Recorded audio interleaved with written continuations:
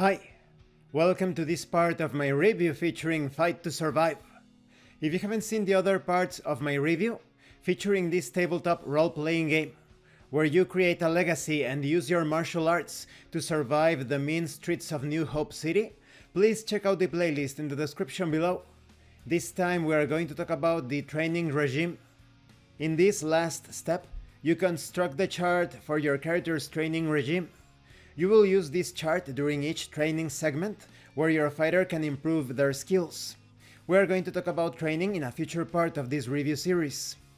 In each column of your character sheet, place an X, check mark, or an appropriate distinguishing mark to indicate that your character is able to train in that move during a training segment. Leave space to put multiple parts in the same box later just in case. Now there is an important observation here. This subsection contains many examples and detailed explanations, so you may feel a bit lost. If that happens, just go to the end of this subsection and you will find this summary of new fighter character creation reference that summarizes things quite neatly.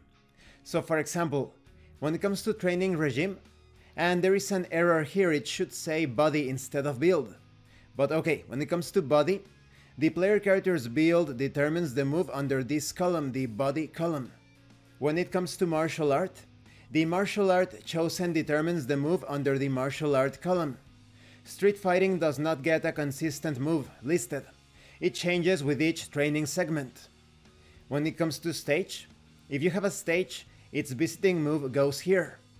Add a new move to the stage column of the training regime, when the value of its associated comfort equals 3, 5, 8, or 12. When it comes to teach, if you have a teacher, their visiting move goes here. Add a new move to the teach column of the training regime, when the value of its associated comfort equals 3, 5, 8, or 12.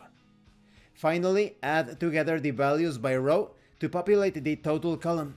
That is the bonus you get to a technique to train when you spend your first training point on each move in the training sequence. And that's it, it's that simple. So I highly recommend that you check out this summary of new fighter character creation reference first. And if you have any questions or doubts, just take a look at the subsection with more detailed explanations and examples. And this concludes this part of the review. In the next part we are going to talk about the successors. These are the characters that will continue the martial heritage, the legacy of your first created character. So as I explained earlier, the training regime is quite simple in its essence. The explanations and examples are just there to add further support to your understanding of this. But I also wanted to take back something that I said in the previous part.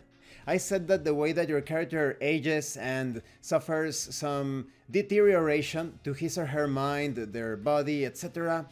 I think this is actually a good mechanic, because this RPG is about average people that perhaps are not very mindful of their health. Maybe they are eating fast food, drinking soda, so it makes sense that their body is going to take some damage throughout the years. And when it comes to their minds, perhaps they are still trapped within certain social frameworks, so they cannot handle situations quite well when it comes to trauma, stress, and the like. So I actually think that the way that the character deteriorates with the passage of time is appropriate and perhaps essential to this RPG. Thank you for watching this part of the review, and thank you for your likes and your comments. If you have any questions or comments, please let me know.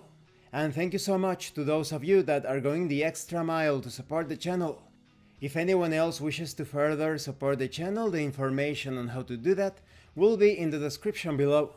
Once again, thank you, and see you later.